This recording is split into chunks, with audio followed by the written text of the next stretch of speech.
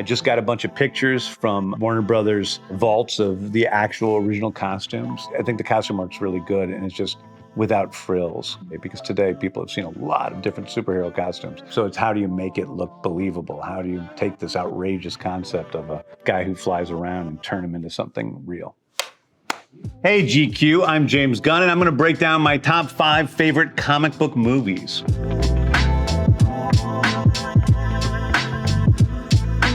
I think I'm worth listening to about comic book movies simply because I've made so many comic book films and superhero films. I've made at least, oh my gosh, I don't know how many superhero movies I've made at this point, something like 6 or 7. I guess if you include the movies I've produced, like the Avengers movies, then it's really a lot.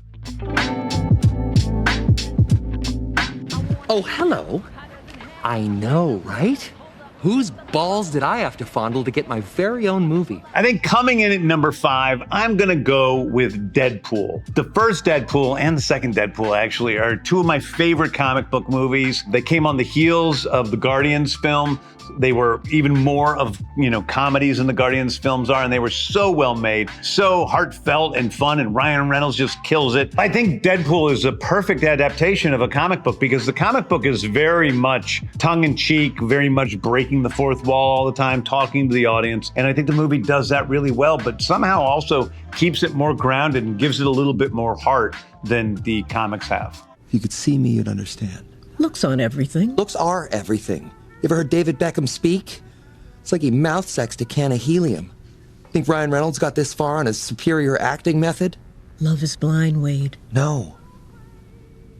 You're blind. Ryan's such a funny guy. I think it, along with like Robert Downey Jr. as Iron Man or Christopher Reeve as Superman, he's one of the all-time great comic book, icons. 산 거 맞죠? 이제 잘라도 될까요?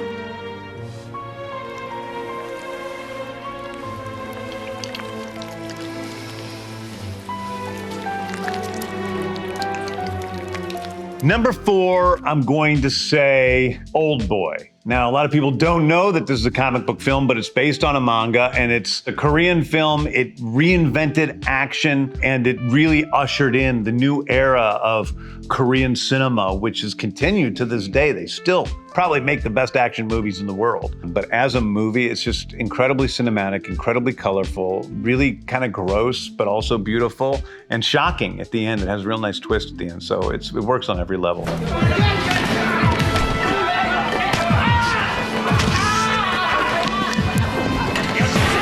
If there's one scene that sticks out, it's obviously the hallway fight. That was a huge inspiration to me, and you can see our own version of a hallway fight in Guardians 3. Different versions of hallway action fights have been great, whether it's in Oldboy or The Raid, another great action movie. We have one in The Suicide Squad and now in Guardians. Sorry, do you think we know each other?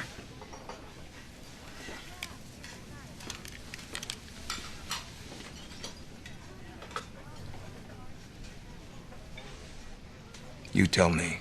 My third favorite all-time comic book film is A History of Violence, directed by David Cronenberg, one of my favorite directors. I love so many of his films, from Dead Ringers to Naked Lunch, but my favorite movie of his is probably A History of Violence. Viggo Mortensen stars in it. He's fantastic, and it's a really amazing movie about a guy who's a former killer who's trying to live this normal life and gets wrapped up in his past. When I saw History of Violence, I also, like Oldboy, I didn't know this was based on anything. I didn't know it was adapted from a novel, or especially didn't know it was adapted from comic books in a graphic novel. I just saw it as a movie itself, so it didn't have to live up to anything. It didn't have to overcome anything. It was just an amazing movie in and of itself that's emotional and passionate, and the violence and the action is shot really well. I mean, I really was influenced by History of Violence. I was influenced by the way that it didn't play like an action movie. You don't look at it and say, oh, that's an action movie. But if you watch the way Cronenberg shoots the action sequences in the movie,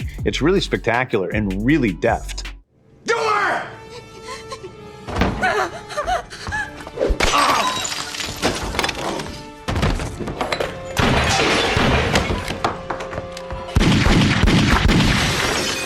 I think Cronenberg has a way of turning the world just slightly to see something really ugly about it in a beautiful way, if that makes any sense. And History of Violence does that. He just turns this normal American family just slightly, and we see into its soul.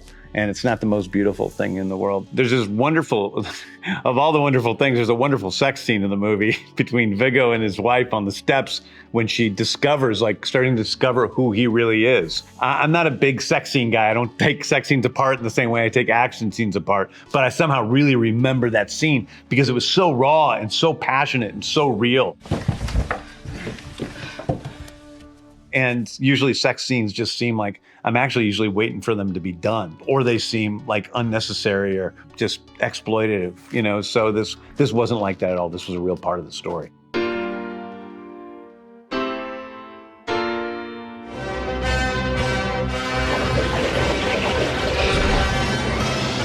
Hey, Jim! Boom! Excuse me.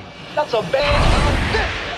Number 2, I'm gonna have to go with a movie that changed my life, and that's Richard Donner's Superman. This one is important to me historically. It's a great movie, but it was also a movie I saw as a kid that affected my life a lot, and I remember seeing it at the Pear Cinema in Manchester, Missouri, when it was first released. Strangely, the same exact theater that Jim Lee, who went on to create so many great comics characters, saw it in St. Louis, because we're both from there. I was taken up in this movie, and I remember when I was a child, I had seen Star Wars, and that was like such a big magical moment for me.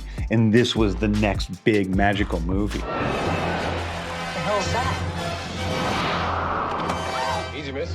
I've got you. You've got me! Who's got you?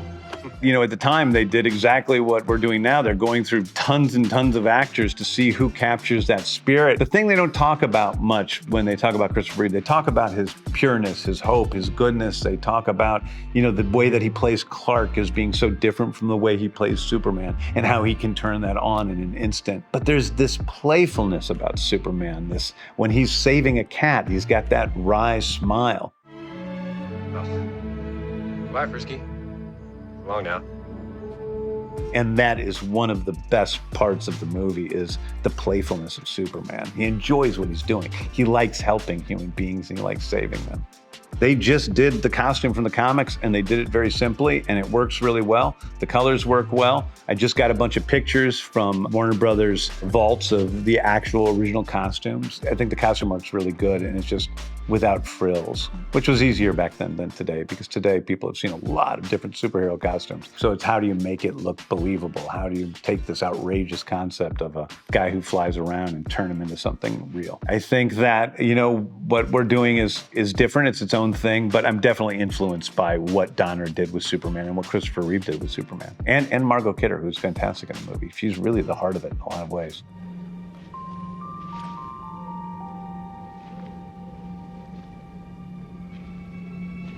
The Fortress of Solitude is an amazing set. It's really like the look of it was created through those Donner Superman movies. And I think it was a magical location that wasn't something that we're familiar with, but that was so well done and actually built big sets, and that's influenced me a lot. We have some of the biggest sets of all time in the Guardians of the Galaxy Volume 3. It's great to actually have real practical sets for these strange locations, so the, you know, actors and the crew kind of feel what's going on when we're there, and it just looks better than having everything be a total CGI fest. Please keep... Wait. How could there be two Spider-Men? There can't be two Spider-Men. Can there? My favorite superhero movie and my favorite comic book movie is an animated film. It's Into the Spider-Verse. This movie works from start to finish. It does not have a bad beat in it. The action is amazing. The emotion is amazing. The voice acting is incredible. It's well directed, well written, and I just don't think that there's been a better superhero movie than Into the Spider-Verse. I think that, you know, Into the Spider-Verse is truly the first, you know, comic book multiverse movie. They did it in such a balanced and real way. There weren't a lot of plot holes like there are in a lot of these multiverse movies. They thought everything through, and it was just really tight. And if there's one thing I respect a lot in a screenplay, in a film, is to be elegant and to not be doing all this stuff that goes off from the center of the film. And it does that. It stays pointed the entire time. Are you from another dimension? Like a parallel universe where things are like this universe but different? And you're Spider-Man in that universe, but somehow travel to this universe, but you don't know how? Wow, that was really just a guess? Being able to see all these different Spider-Man characters, Miles Morales and Peter and all the other characters working together in one movie, it was sort of a dream come true for a kid who loved Spider-Man as much as I loved Superman and Batman growing up. I think that Spider-Verse really influenced me in terms of trying to make high-quality animation that is not secondary. There is an advantage to these animated films because you do plan out everything. You kind of draw it as you go along. You don't go on set and film it. It's costing you millions of dollars, and then you come back with the footage, and then you have to see if it works or not. I think it's one of the reasons why there are so many good, tight animated films, and more often than not, they're better than live-action films. Movies that almost made the list were Deadpool 2, Iron Man for sure. V for Vendetta is another one that almost made the list. Spider-Man Homecoming, I think, is fantastic. There were a lot of movies I really loved that almost made the list, but I had to choose 5. And so, I may wake up tomorrow and think I made an enormous mistake that I can't take back.